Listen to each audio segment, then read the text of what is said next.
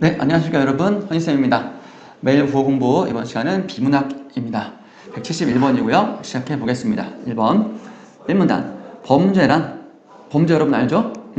살인, 폭력 뭐 이런 것들. 범죄란 사회 질서를 파괴하고 타인의 육체, 정신에 고통을 주거나 재산 또는 명예에 손상을 입히는 행위로 끊어주고요.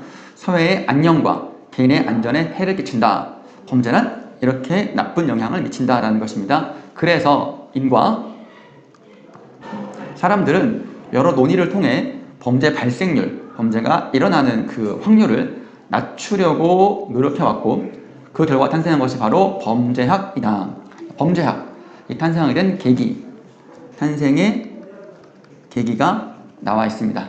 이 문단 고전주의 범죄학은 법적 규정 없이 시행됐던 지배 세력의 불합리한 형벌 제도를 비판하며, 그러니까 지배 세력이 불합리하게 형벌을 줬다는 거야. 불합리하다라는 거는 말이 안 되는 거. 규정 없이니까. 쉽게 말하면 우리가 조선시대 때 양반들이 지배 세력인데 자기들의 노비나 종들을 맘 안 든다고 때리고 막 죽이고 그런 것들이 바로 불합리한 형벌 제도였고요. 이것들이 문제가 있다 비판하면 18세기 중반, 18세기면 여러분 1750년대라고 보시면 돼요. 고전주의 범죄학에서는 범죄를 포함한 인간의 모든 행위는 자유의지에 입각한, 자유의지에 근거한 합리적 판단에 따라 이루어지므로, 그러니까 어떤 범죄뿐만 어떤 나쁜 짓을 저지르는 것도 인간이 자신의 의지로 판단해서 나쁜 짓을 저지른다는 거야. 그러니까 좋은 행동을 하는 것도 자기의 의지, 나쁜 짓을 벌이는 것도 자기의 의지에 따라 나름대로의 논리적인 판단에 따라 이루어지므로 범죄에 비례해 범죄만큼의 형벌을 부과할 경우 개인의 합리적 선택에 의해 범죄가 억제됐다. 내가 어떤 살인을 하면 죽을 수 있겠다. 그래서 우리가 살인하면 법정 최고형은 사형이에요. 사형이야. 그러면 내가 살인을 하면 죽을 수 있겠구나. 그러면 살인을 안 한다는 거지. 이런 논리야. 이해되시죠? 고전주의 범죄학의 대표자인 베카리아는, 사람 이름 동그라미, 형벌은 법으로 규정해야 하고, 즉 어떤 불합리한 거가 아니라는 거지. 그지? 그 법은 누구나 이해할 수 있도록 문서로 만들어야 된다. 그래서 우리가 성문법이라 그래요. 문서로 만들었다. 이런 얘기입니다. 글자로 쓰여져 있고. 그래서 언제 어디서나 똑같이 예외 없이 적용되기 위해서는 문서화해야 한다는 것이죠. 또한 형벌의 목적은 사회 구성원에 대한 범죄 행위의 예방이며, 따라서 범죄를 저지를 경우 누구나 예외 없이 지배 세력이건 피지배 세력이건 예외 없이 법에 의해 확실히 처벌받을 것이라는 두려움이 범죄를 억제할 것이라고 확신했다. 이러한 고전주의 범죄학의 주장은 각 국가의 범죄 및 범죄자에 대한 입법과, 입법이라는 말은 법을 만드는 것이죠. 법을 만드는 것, 정책에 많은 영향이 있었다. 우리가 범죄와 관련된 법은 우리가 형법이라 그래요. 형법. 경제랑 관련된 거는 상법, 국민들의 일상생활에 관련된 것은 민법, 이런 것들이 있죠. 3문단 19세기 중반, 시간이 지났네요. 자, 18세기 중반, 그리고 3문단에서는 19세기 중반이니까 100년의 시차 이후에 사회 혼란으로 범죄율과 재범이라는 말은 여러분, 여기 앞에서 이 문단에서 봤던 고전주의 범죄학 입장에서 보면, 아니 범죄에 비례해 형벌을 부과할 경우면 사람들이 두려워서 안 할 거라는 거잖아. 억제할 거라는 거잖아. 근데도 계속해서 재범, 다시 죄를 저지른 확률이 증가하니까, 야, 이거 고전주의 범죄학으로는, 즉 법을 만드는 것만으로는 안 되겠다 해서 이 범죄가 왜 일어날까를 과학적으로 증명하려 한 실증주의 범죄학이 등장했다. 키워드겠죠? 실증주의 범죄학은 고전주의 범죄학의 비과학성, 좀 과학적이지 않다. 비판하며 범죄의 원인을 개인의 자유의지, 즉 고전주의에서는 개인의 자유의지가 중요하다 그랬으니까 이거는 통제할 수 없는 생물학적, 심리적, 사회학적 요소에서 찾아냈다. 중요하네요. 이 분야의 창시자인 롬브로소는 범죄 억제를 위해서는 범죄자들의 개별적인 범죄, 기질이라는 말, 어떤 성질, 그러니까 태어날 때부터 범죄 유전자를 갖고 태어났다. 넌 생긴 게 범죄형이야. 뭐 이런 거라는 거죠. 조금 억울한 면도 없지 않아 있을 것 같고, 그 기질에 따른 교정, 고치는 거, 교화 역시 고치는 겁니다. 또는 치료를 실시해야 한다. 그러면 범죄율이 낮아질 거라는 거지. 이를 위해 그는 범죄자만의 특성과 행위 원인을 연구하여 범죄자들의 유형을 구분하고 그 유형에 따라 형벌을 달리할 것을 주장했다. 그는 출생부터 범죄자의 기질을 타고나 범죄를 저지를 수밖에 없는 범죄자의 경우 초범일지라도, 즉 처음으로 범죄를 저질렀을 때는 그래 처음이니까 봐줄게. 그래서 좀 뭐랄까 약하게 하거든요. 근데 이런 경우 범죄 유전자가 타고났다. 초범일지라도 무기한 구금. 무기한 구금이란 말은 기한 없이 구금, 감옥에 가둔다는 거야. 감옥에 기한 없이 가둔다는 거야. 그렇지만 우발적으로란 말은 어쩔 수 없이 범죄를 저지른 범죄자의 수감에는 반대했다. 이 범죄자는 기질을 타고나지 않는 거야. 범죄자 타고나지 않는 거야. 살면서 근데 욱할 수 있잖아. 그런 것들에는 좀 봐주자. 본성이 착하니까. 이런 거라는 거지. 좀 억울하겠어. 법에 평등해야 되는데.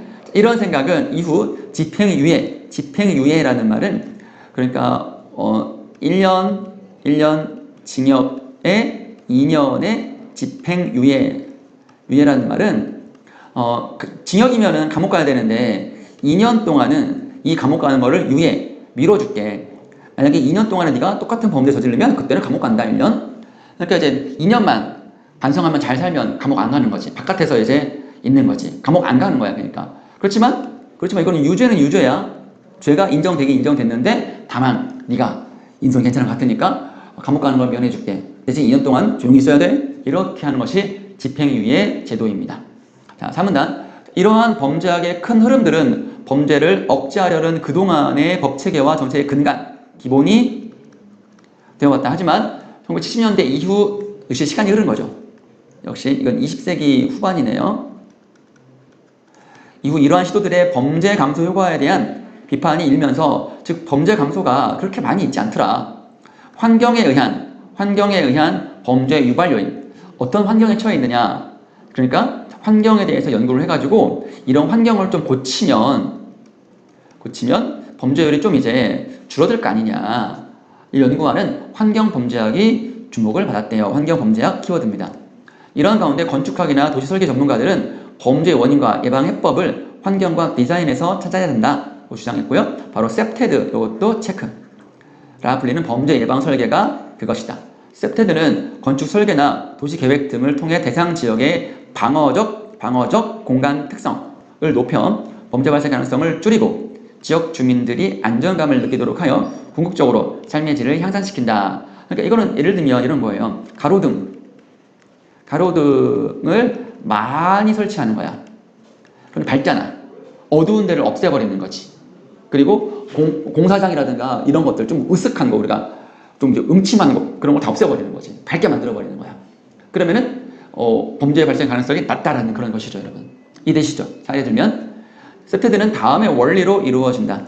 우선 제한적 감시의 원리는 공간과 시설물에 대한 가시권을 확보하고, 가시권, 눈으로 볼 수 있는 거지. 눈으로 볼 수 있습니다. 그러니까 눈으로 보면 사람들 쳐다보면 범죄를 못 저지른다는 거야. 그래서 잠재적 범죄자의 은폐 장소, 숨기는 장소를 최소화시킴으로써 내부인이나 외부인의 행동을 주변 사람들이 자연스럽게 관찰하면 아무래도 이렇게 되면 범죄가 감소되겠지. 쳐다보고 있는데 나쁜 짓 저지르기 좀 어렵잖아. 다음으로 접근 통제의 원리. 접근을 통제하는 거야. 자, 보행로, 조경, 문 등을 통해 사람들의 통행을 일정한 경로로 유도하여 허가받지 않은 사람들의 출입을 통제하고, 그럼 허가받지 않은 사람들은 아무래도 어쩌면 이제 잠재적으로 범죄자가 될 수 있으니까 차단하는 것을 말한다. 영역성의 원리는 안과 밖이라는 공간 영역을 조성하여 외부인의 침범 기준을 명확히 확립하는 것이다. 어떤 사례가 좀 부족해가지고 쉽게 잘 이해가 안 되긴 하지만 그래도 대략 이런 거다라고 이해는 되겠죠? 이외에도 공공장소 및 시설에 대한 내부인들의 활발한 사용을 유도하여 그 근방의 범죄를 감소시킨다는 활동의 활성화 원리. 공공장소와 시설물이 처음 설계된 대로 지속적으로 유지 관리되어야 돼. 깨진 유리창 같은 거 있어. 공공시설물에 깨져버려. 공원에 운동기구가 있는데 운동기구 고장 나가지고 방치되니까 사람들이 안 가잖아. 그럼 거기는 이제 으슥한 곳이 되는 거지. 이런 것들 계속 유지, 관리의 원리가 있다. 이 모든 원리는 범죄 예방의 전략과 목표를 범죄자 개인이 아니고 도시 및 건축 환경의 설계와 계획에 두고 있다. 그래서 공통적이다. 자, 6문단. 우리나라는 2005년 즈음부터 셉테드를 도입하여 도시 설계와 건축물의 범죄 예방 설계 활동을 본격화하기 시작했다. 구단의 법과 정책 그리고 셉테드가 동시에 강화된다면 좀 더 안전한 사회를 만들 수 있을 것이다. 그랬습니다. 그걸 잘 읽었죠? 혹시 여러분 지금 쌤 설명 잘 이해가 안 된다면 다시 한번 여러분이 필기한 걸 돌이켜보면서 한 번 더 여러분이 읽어보시면 좋겠어요. 자, 35번. 윗글에 대한 설명으로 가장 적절한 것은 그랬습니다. 이상되는 반론이 있었습니까? 필자의 관점을 명시했다라는 말은 필자가 주장을 했다는 필자의 글쓴이의 개인의 주장이 있어야 한다는 건데 그런 거 없었고요. 핵심 개념의 가치와 효용을 비유적으로 제시한 건 없습니다. 두유의 장점을 절충한 건 없고요. 통시적 관점이라는 것은 시간의 흐름. 그래서 여러분들이 시간의 흐름에 따라 여기 보시면 18세기에는 고전주의 범죄학, 19세기에는 실증주의 범죄학, 환경범죄학은 1970년대니까 이런 것들이 통시적이다. 통시적이다. 시간의 흐름이다. 라고 이해하면 되겠습니다. 정답은 35번에 5번 되겠습니다. 36번 빈칸에 들어갈 말 내용 정리입니다. 범죄 억제 방법에 관한 고전주의 범죄학의 입장이죠. 그 범죄의 뭐에 대한 과학적 증명을 중시했죠? 범죄의 원인에 대한. 3문단 환경범죄학의 대두라는 말은 이제 드러나는 거죠. 누구의 시작과 범죄 예방 설계인 셉테드죠. 셉테드의 도입 요구가 있었고 오문의 셉테드가 이루어진 여러 원리에 대한 설명들이 있었습니다.